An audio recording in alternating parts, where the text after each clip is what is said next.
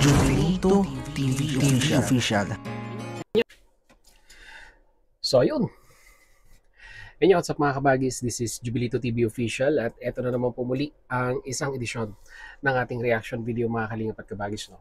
Pero bago po lahat, syempre po, mega love shoutout po muna kay Kuya Val Santos Matubang, kay Ate Edna Vlogs, kay Kalingap Rab, Kalingap Netizens, Kalingap Subscribers, Kalingap Supporters, Kalingap Partners, Kalingap Reactors, Team Bios, Team Karepa. Mega love shoutout po sa inyong lahat. Eto na mga kalingap at kabagis, no? Syempre, mandato yata isang buong linggo. Federico Santos ang i-content natin mga kalingap at kabagis, no? So muli, disclaimer lang po sa ating mga viewers na ayaw po no, ng ganitong usapin ay pwede na po kayo mag-skip at maghanap po ng ibang pampagood vibes, no? Ang video na ito ay para lamang po sa mga nakikisimpatya at sumusuporta no, sa pinaglalaban natin na ipagtanggol ang programa po ng Kalingap sa mga taong bumabalahura dito. Katulad po ni Tatay Pedring. So, ito mga kalingap at kabagis, no?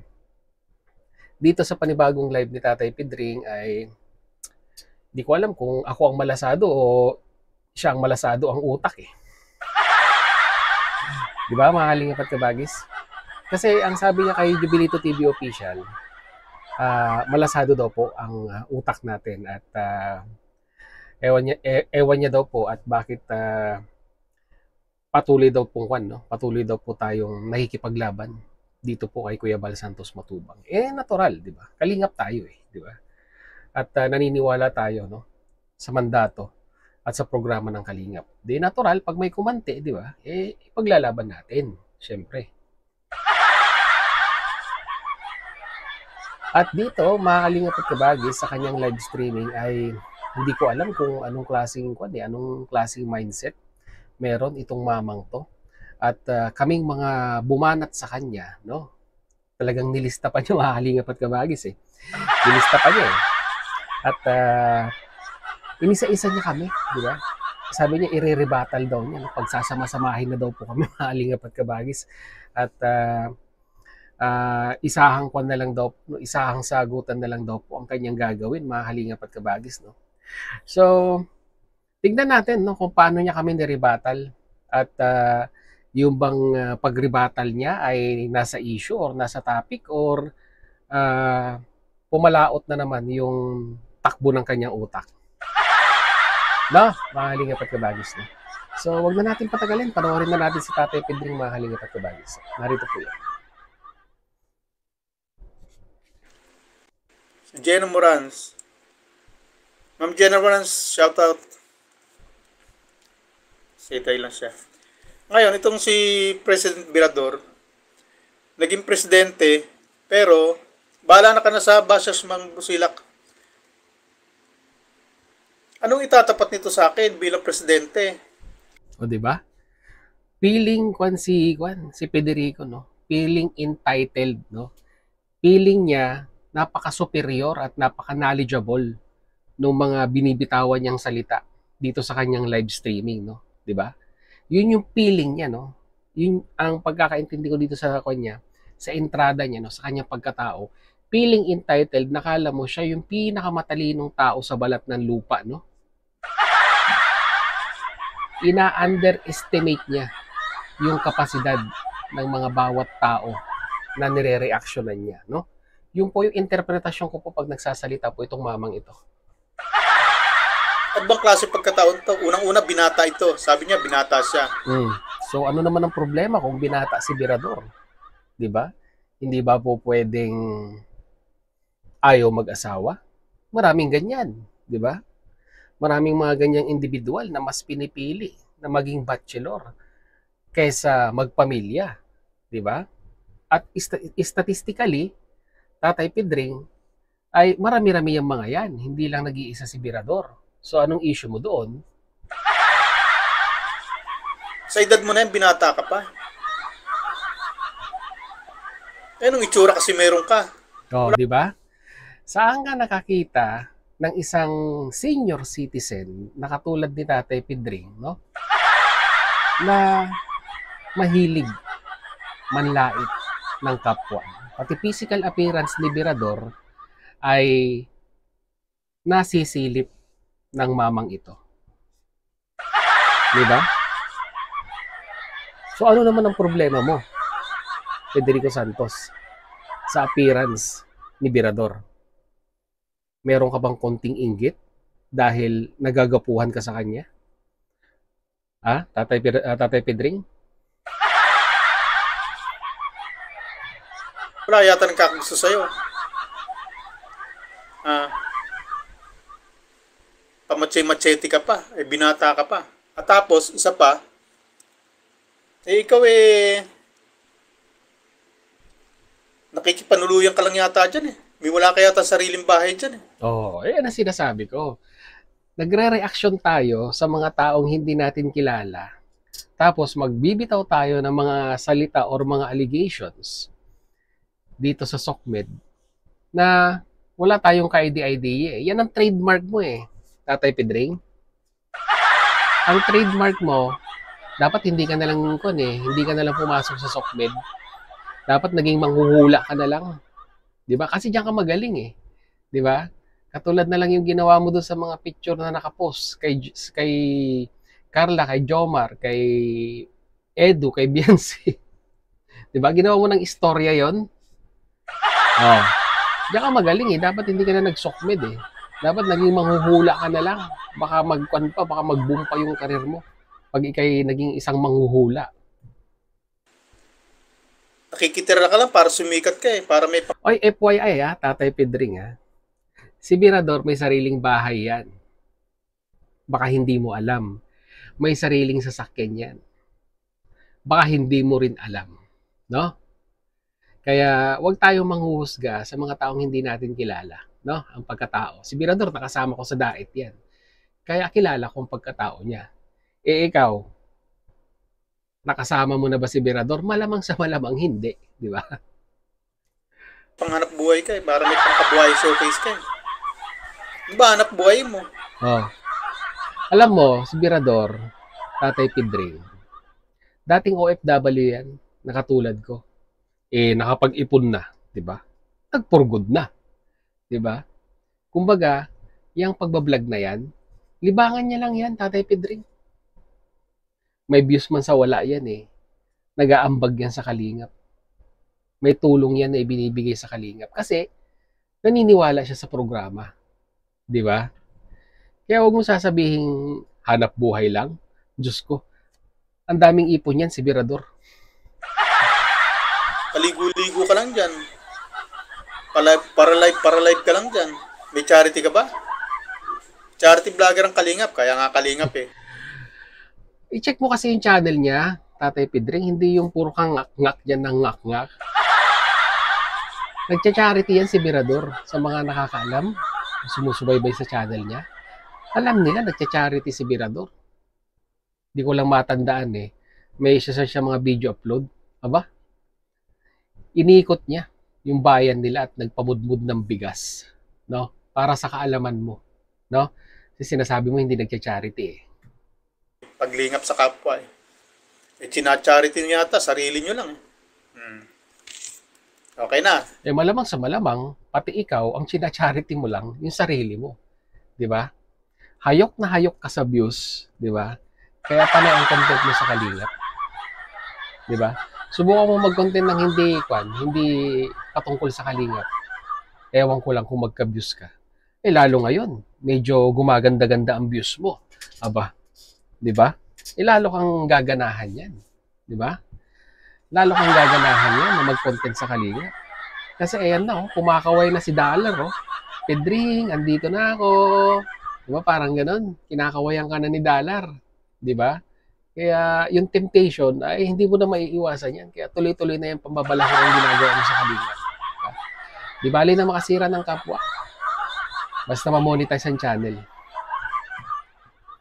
Tapos na tayo sa'yo, Birador. Marami kayo ito, Kalingap at Kabagis, no? Kayo nang humusga, no? May logic ba yung pinagsasasabi nitong si Pedring kay Birador? Diba? Unang-una sa lahat, question yung pagkatao ni Birador, yung kanyang physical na kaanyuan. Diba? Question yung kabuhayan ni Birador. Diba? So, Asan yung kwan? Sa issue lang. Dapat nakapokus. Tatay Pedring. Oh. Ngayon sasabihin mo, napakagaling mo. Doon pa lang. Sa unang rebuttal mo kay Berador, asan ang issue doon? Diba? Dapat mag-focus lang tayo sa issue. Kaso ikaw hindi diba? Hinuhubaran mo yung pagkatao ng nire-reactionan mo by means kung ano yung nakikita mo sa kanila. Physically. Yun yung katotohanan doon, Tatay Pedring. Okay, sino susunod mo? Tapos natin si President Berador. Ito naman, tong si Jobilito. Aba? Yung palakang nakaliyad. Yun. Palakang nakaliyad pala. Yung pala ang kanya sa akin. Yung pala yung bansag niya sa akin. Palakang nakaliyad. Kung ako'y palakang nakaliyad, di ikaw yung kalabaw na nakatuwad. Tatay Pedring. Kanya-kanyang pan na lang tayo dito. Kanya-kanyang bansagan, di ba?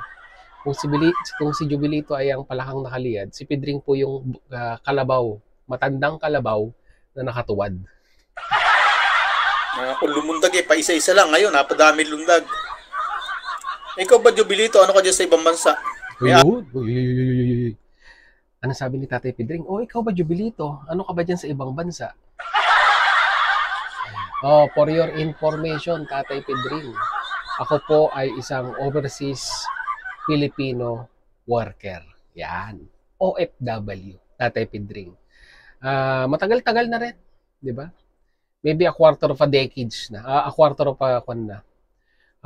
of sabihin na nating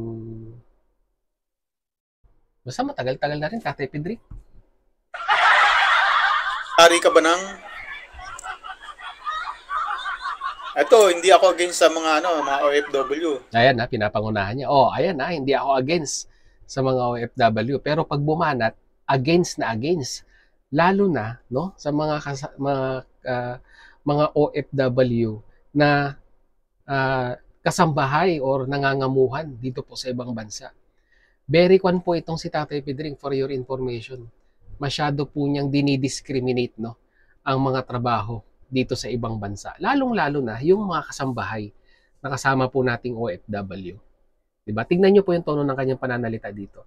Feeling entitled at feeling napakayaman na. Diba? Sabi ko nga sa inyo, saludo ko sa inyo mga OFW. Utot mo. Pero meron nga mangilan-ngilan sa inyo na sumisira sa imahe ng pagiging OFW nyo. Unang-una si Hasa. Diba? Unang-una daw si Hasa.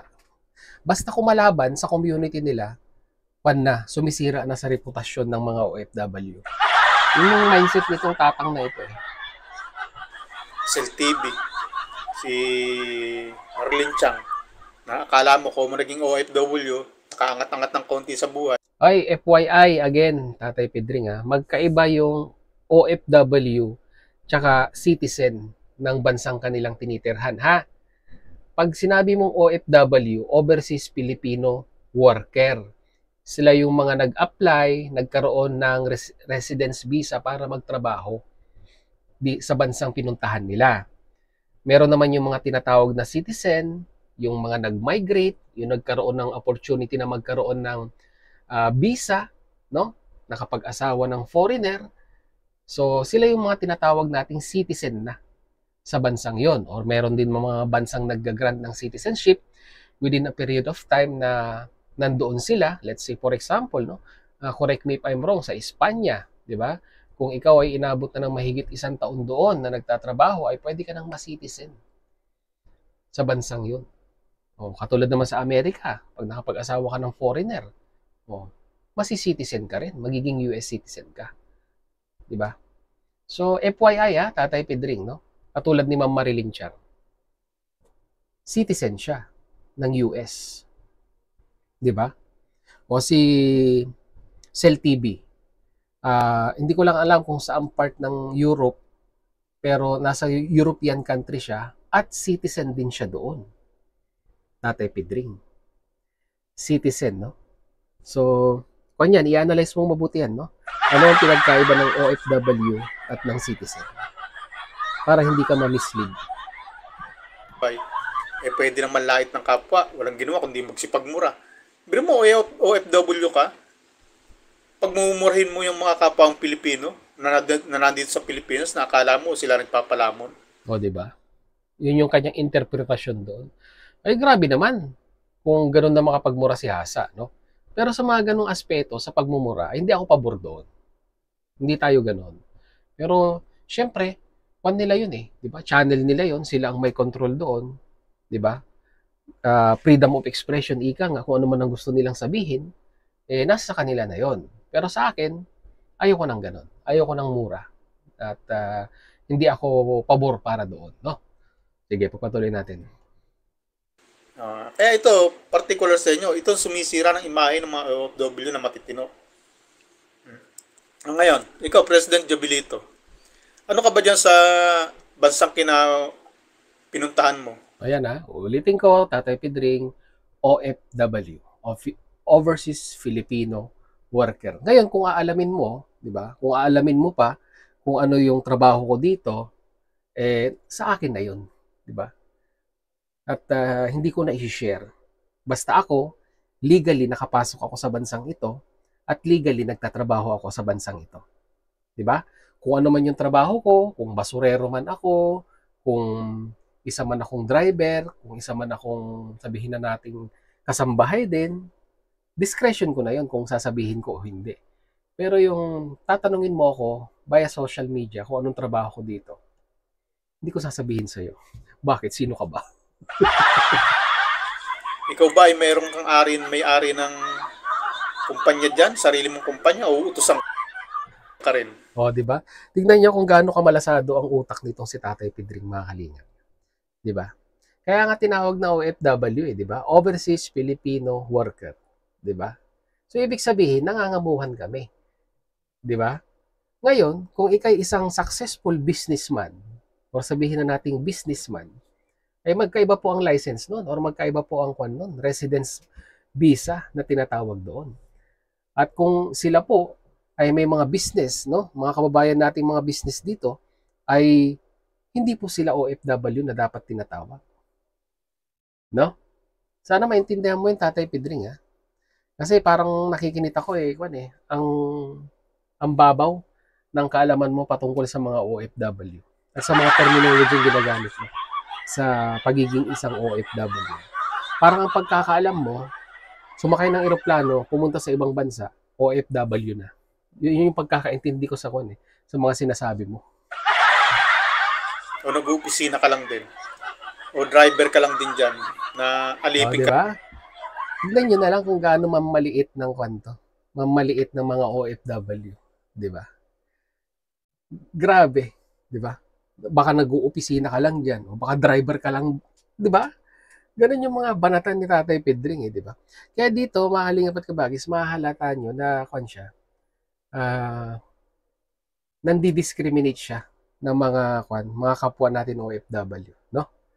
Na parang against siya sa mga taong nangangamuhan or yung mga taong may mga employer ika nga sa tono ng kanyang pananalita. Ka lang din ng ibang lahi. Hindi ko alam. Pwede mo linawin sa akin. Pumasok ka sa live ko at pagpaliwanag ka. Di na, kung ano ka dyan. Kung sa'yo. Ikaw ba ay ano dyan? Alipin lang din ng ibang lahi? O, di ba? Nangangamuhan lang dyan o ano? Ako, nandito ako sa Pilipinas. Oo. Kahit mahirap ako, salat sa pangailangan. Yung pagiging mahirap, Tatay Pedring, choices yon, di ba? Pinili mo yon. Kasi kung gusto mong umasenso sa buhay, maraming paraan. Di ba? Pero yung sasabihin mo mahirap ka, choices mo yan. Di ba? Yun yung pinili mo sa buhay. Kaya huwag mo sasabihin mahirap lang, di ba? Kami, choices naming maghanap ng diba? Sabi nga nila, to seek a greener pasture, ika nga. Gusto namin mapaganda yung estado ng buhay namin. Kaya nga kami ng ibang bansa. Di ba? Pero yung sasabihin mo, andito ka lang sa Pilipinas, mahirap lang. Yung pagiging mahirap, mahalingap at kabagis. No? Para sa akin po. Choices yan. Pinili mo yan. Di ba? Ginusto mo yan. Di ba? Maraming paraan para umasenso sa buhay. Di ba? Kaya huwag mo ibabandera yung salitang mahirap lang. Di ba? Kasi once again, mga kalingap at kabagis, no? Ang pagiging mahirap ay isang choices. No? Hindi yan kwan. Hindi yan pagkapanganak mo itinatak na sa noo mo, no? Itinatak na sa noo mo na ikaw mahirap ka hanggang sa pagtanda, hanggang sa pagkakwan mo, hanggang mamatay ka, parang gano'n. Oh, Tatay Pedring, sana malinaw sa'yo ha. Ang pagiging mahirap, choices yan. Sa mga luho sa buhay. Wala akong amo. At may sarili akong hanap buhay. Oh, dito natin nakikita, mga kalingap at kabagis, na ayaw niyang mangamuhan. Kasi nga, yung mindset niya ay hindi akma sa pangangamuhan. Diba? The way he approach life ay hindi po ito tatagal sa society kung ito po ay nagtrabaho. Maraming makakaawa ito sa kanyang papasukin kung siya ay mangangamuhan. Kasi si Tatay Pedring, opposite ang kanyang takbo ng pag-iisip. Diba? At may sarili akong bahay at lupa. May sarili akong ilaw. Meron din naman ako. Meron din akong sariling bahay at lupa. Meron din akong sariling ilaw, tubig, wifi, kagaya ng sayo na meron ka. Tubig, wifi. Ikaw, maganda nga yung background mo. Ano ka ba dyan? Nasaan ang prinsipyo mo? Ako, maprinsipyo akong tao, kaya ayaw Yun. may amo. Ayun naman pala.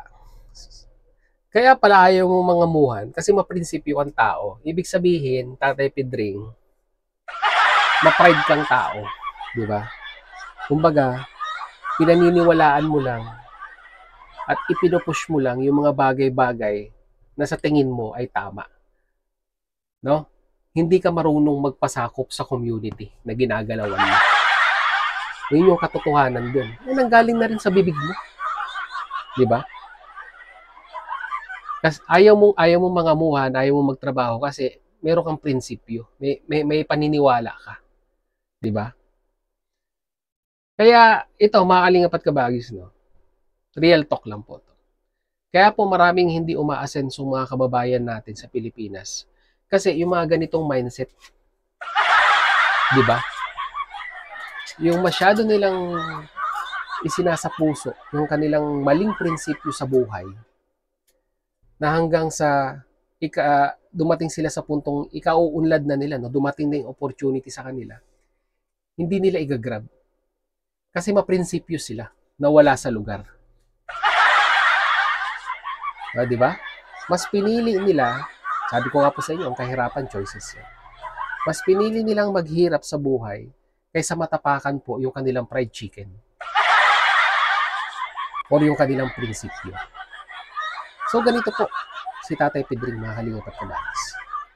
Nanggaling na rin po sa kanyang bunganga na kaya daw po siya hindi namamasukan at hindi po siya nangangamuhan kasi nga po maprinsipyo siyang tao. So ibig sabihin, pag ikaw ay maprinsipyo, minsan kasi ang pagiging maprinsipyo na yung pag sumobra, wala kang mararating diyan. Kasi feeling mo ikaw lagi yung tama, no? At kung merong kumontra doon sa ideolohiyang gusto mong mangyari, diyan napapasok yung fried chicken mo.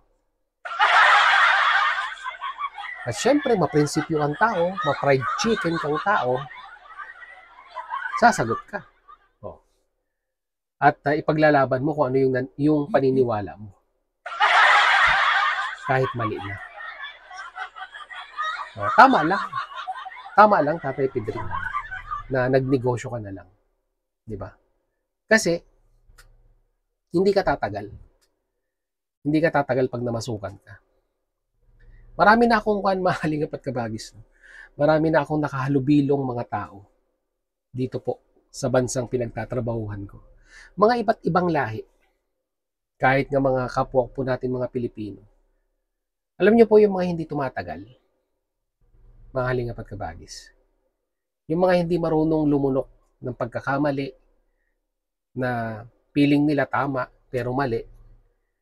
Yun, ipupush nila ng ipupush hanggang sa kainin na sila ng kanilang yung ideolohiyang kanilang pinaniniwalaan hanggang sa sila na lang ang bibitaw. Sila na lang yung aalis. Diba? Sino yung talo? Ikaw ba? O yung inalisan mo? Siyempre, ikaw. Kasi nawalan ka ng trabaho. Sige, pagpatuloy pa natin. Kaya nga hindi ako masenso eh.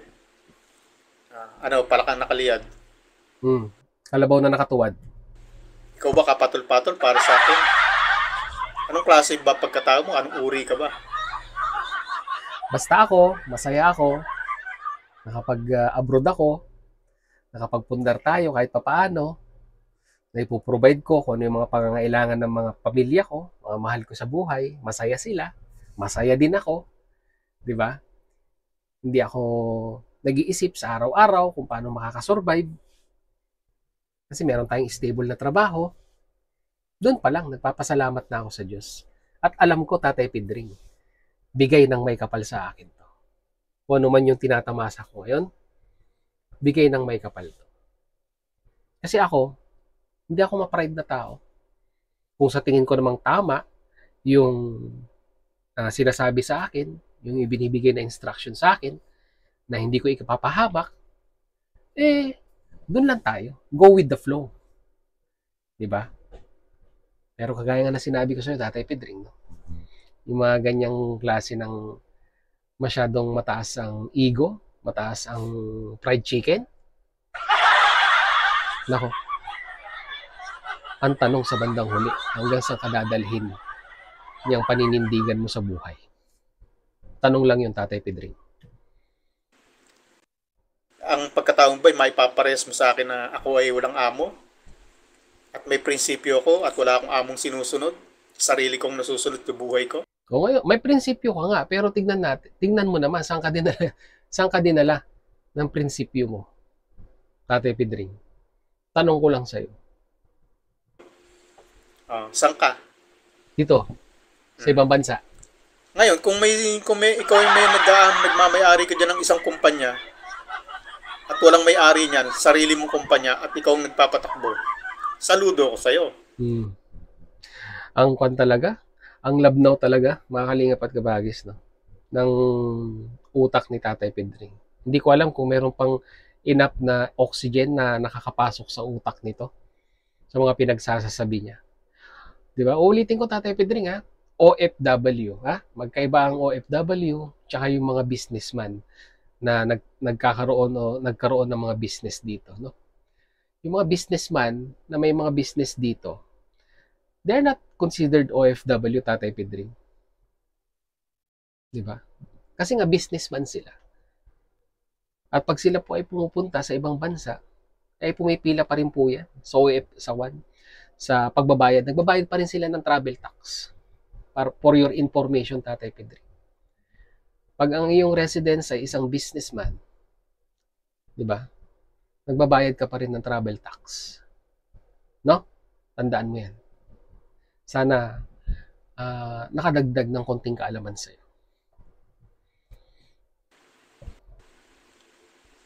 Pwede kitang patulan. Pero kung isang uuyad-uyad na palakambotang ka lang dyan na utos-utusan dyan, sipasipahin ng amo. Di ba? Ulitin ko. Pag ka na.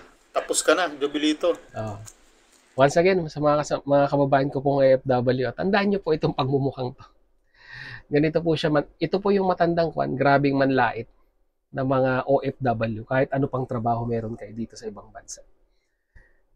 Kasi feeling kwan siya, feeling entitled siya, na kesyo hindi siya ng ibang bansa, ay kumbaga parang napakataas na ng kanyang pagtingin sa kanyang sarili dahil nakasurvive siya ng hindi nag-a-abroad. Choices mo yan, Tatay Pedring, di ba? Choices mo yan. At choices din namin to. Kaya walang basagan ng trip. Ito naman ito, mahalingap at kabagis, no? Tanong ko ulit sa inyo. Hindi natin patagalin, 30 minutes na tayo eh. Yung bang rebuttal niya sa akin ay nauukol doon sa issue or topic na dapat pag-usapan? Sa tingin niyo po? Wala, di ba? Kaya sabi ko sa inyo, malabnaw po ang utak nitong si Tatay Pedring. Kung ano-ano na lang po ang sinasabi niya. Mga pag-content lang po, no? Sa community po ng Kalingap. Oh. Doon po ba sa amin ni Birador ay nag-focus ba siya sa issue or sa topic? Di ba hindi? Bagkos, ang ginawa niya, pinagtatanong-tanong niya kami. Ano ba ang trabaho namin? Di ba? Kumbaga parang ginigage niya kung ano yung estado namin sa buhay, kung karapat-dapat daw ba kaming sagutin or i-rebuttal. O, di ba? So, ibig sabihin, feeling entitled ka talaga, Tatay Pedring. Ikaw, kalabaw na nakatuwad, na malabnaw ang utak. Ayan. Yan din ay natawag ko sa iyo. Di ba, Tatay Pedring? Wala. Para sa akin, walang kasusta-sustansya yung rebuttal na binitawan mo sa amin ni Birador. Walang kasusta-sustansya. So, yun, mga Kalingap at Kabagis, mag-comment na lang po kayo sa ating comment section. Napahaba na po ang ating reaction video for the day. Kung ano naman po ang inyong mensahe, magmensahe po kayo kay Tatay Pedring sa comment section, mga Kalingap at Kabagis. Baka sakaling mahimasmasan po itong mamang ito. No? So yun, mga Kalingap at Kabagis, hanggang dito na lang po muli. Maraming salamat. Talagang sa dulo po ng ating reaction video ngayong araw na ito. Ay nasamahan niyo po muli si Jubilito TV Official. Oy, FYI, Lolo Pedring, salamat at kumita ako sa'yo ng $20. Kahit pa paano, no? May revenue tayo sa'yo, di ba? Ikaw, kumita ka na ba sa amin? Kami kumikita sa'yo, pero ikaw, ang tanong, kumita ka na ba sa amin? So, kidding aside, mga Kalingap at Kabagis. So, yun. So, hindi pa po nakasubscribe sa channel po ni Kuya Val Santos Matubang at Edo Vlogs, Kalingap Rab. Supportan niyo po ang kanilang mga YouTube channel. And at the same time, muli po, naglalambing din po ang inyong host. So, hindi pa po nakasubscribe sa channel po ni Jubilito TV Official, ay pakita mo po ang subscribe button at ang notification bell para maging updated pa po kayo sa mga darating nating reaction videos. Ganun din po, paki-follow and like ang ating official FB page na may title din pong kaparehas ng ating official YouTube channel, Jubilito TV Official. So, hanggang dito lang, mga Kalingap at Kabagis. Once again, this is Jubilito TV Official, proud member po ng Team Kokos at ng Team Dios. As I always say, mga Kalingap at Kabagis, peace, God first, God bless po. Bye!